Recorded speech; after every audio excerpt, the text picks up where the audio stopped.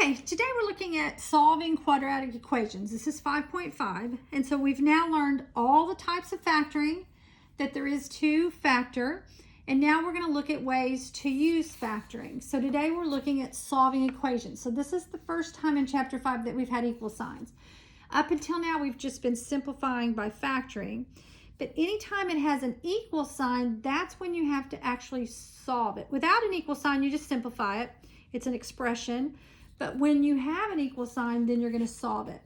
But before we look at solving them, I want to look back at what we did in 0300, which was solving linear equations. So linear equations means anything to the first power. This is a linear equation because the x only has one power.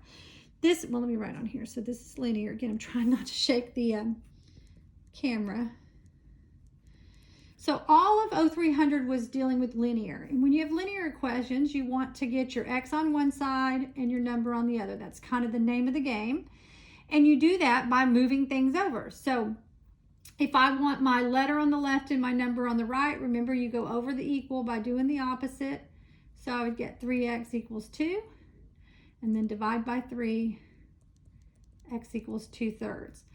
You have 1x, x to the first power, and you have one answer, x to the 2/3 power. But today we're looking at quadratic equations, which is anything to the second power. And equations to the second power have two answers. You're going to have x equals two different numbers. And x to the third power is going to have three answers. To the fifth power is going to have 5 answers, and so forth. So we have to solve these a different way. So instead of moving the letter to the left and the number to the right, with quadratics, we want everything on one side and 0 on the other, and then we're going to factor it. So that's what we're going to look at today, is solving quadratic equations. And I'm going to do these last because those come first in the book, but I want to look at this one first. So this one has two x's. We got an x squared and an x. So there's no way to get your letter in your left and your number to the right because you've got two x's. So what you want to do is get everything on one side and 0 on the other, which this one does. And then you want to factor it. I've got the wrong pen here. Excuse me. Sorry. So the main thing you want to do is factor. So we can factor this by reading it backwards. So I want factors of 6 that add to be 5, which would be 2 times 3. So largest, smallest, x and x. First sign comes down. We're adding, so the signs have to be alike. Again, you should be getting this factoring by now, so I'm going to kind of go faster on the factoring part.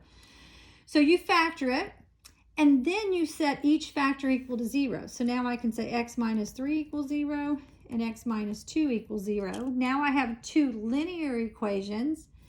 And when you have a linear equation to solve it, you solve by getting the letter on one side and the number on the other. So here I would add 3 to both sides and get x equals 3. And here I would add 2 to both sides and get x equals 2. So I have two answers. So when you have something to the second power, you're going to have two answers. Down here we have 1 to the third power. We're going to have 3 answers. But what you want to do in order to solve that is get everything on one side, 0 on the other, and then factor it. So let's look at these first two, which are actually easier because they're already factored. But when people see them on a test, they want to multiply it back out, but then that doesn't do you any good because then you just got to factor it back. So really all you have to do on these is set each factor equal to 0. So both of these parentheses are equal to 0, and then solve each linear equation. So here I would add 4 and get x equals 4. Here I would subtract 1 and get 3x equals negative 1. Divide by 3, x equals a negative 1/3. But I'm hoping at this point, I'm going to start showing you some shortcuts, that when you have a term that's x minus 4, when you solve it, it's always going to be the opposite of this. So it's of x minus 4, your answer is going to be positive 4. So I don't mind at all if you skip right to that answer.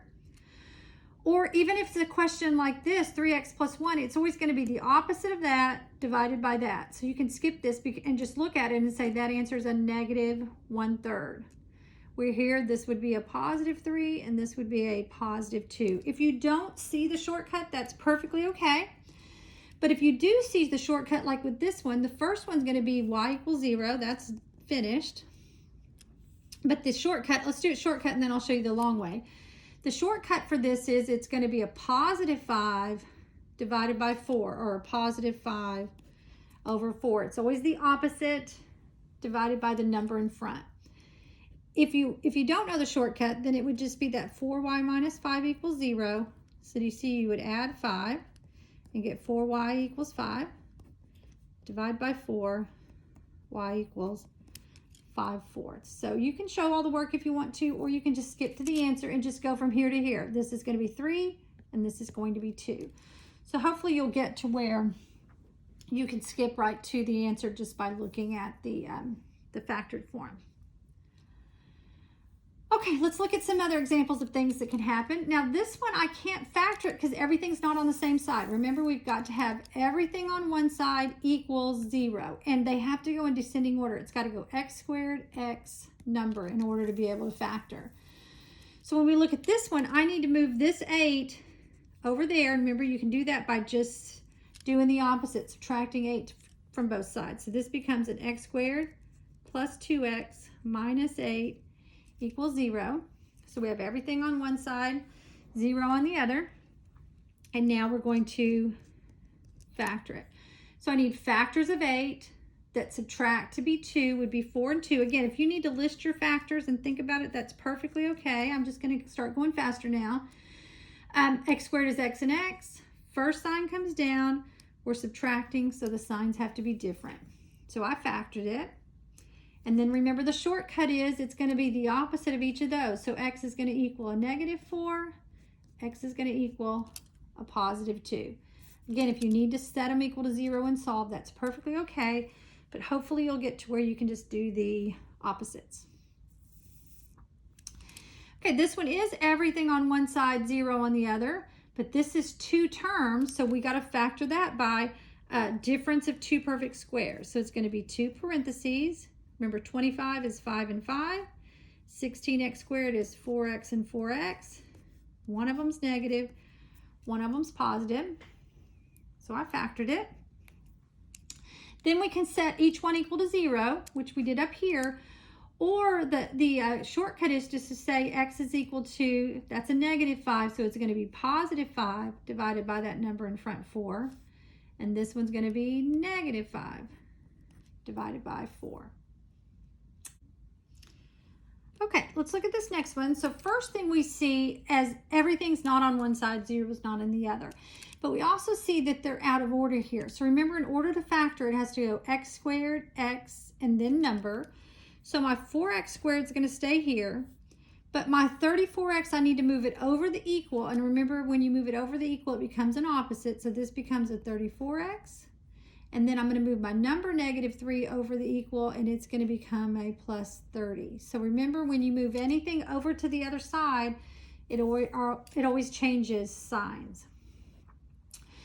Okay, so this is the first one we had today with the coefficient. So remember, when you have 3 terms with a number in front, the first thing you want to see is, does it have a common factor? Will 4 divide into 34? No. Will it divide into 30? No. So I can't pull out a common factor. So then the next thing we're going to do is the multiply, divide, reduce. So remember, this is 5.3 if you want to go back and watch a video. But to factor this, I have to take this first number and multiply it by this last number to get 120. And I need factors of 120 that add to give me 34. So I need them to add to give me 34. So if you know what it is, you can go ahead and keep going. But if not, let's look at our factors. So we've got 1 times 120. 2 times 60, and remember, I'm dividing here. 3 times 40, 4 times 30, 5 won't work, 6 times 20, but you can do a few and then stop. I want them to add to be 34, and you see right there we found the answers. Those are the 2 that add to be 34. So we're going to go back to our parentheses. Now, if you're virtual and you haven't watched the previous videos, on your tests, I'm going to require that you do them by this method. If you have another method that you like, that's fine when you get to college algebra. But for my test, I want you to learn this method. First of all, because I want to see, it's just the simplest method, and you can always use the other one later if you want. But if you haven't learned this yet, you need to go back and learn this method. Okay, so we're going to do largest, smallest, x and x. First sign comes down. We're adding so the signs are alike. All that's the same as it's ever been.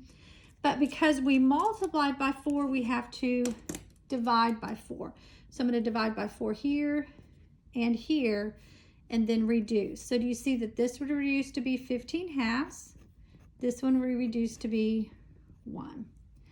Now, these type of problems are where this method is the easiest, because now you're really finished. To solve it for 0, you just do the opposite. You don't have to bring that number to the front because you just end up bringing it back.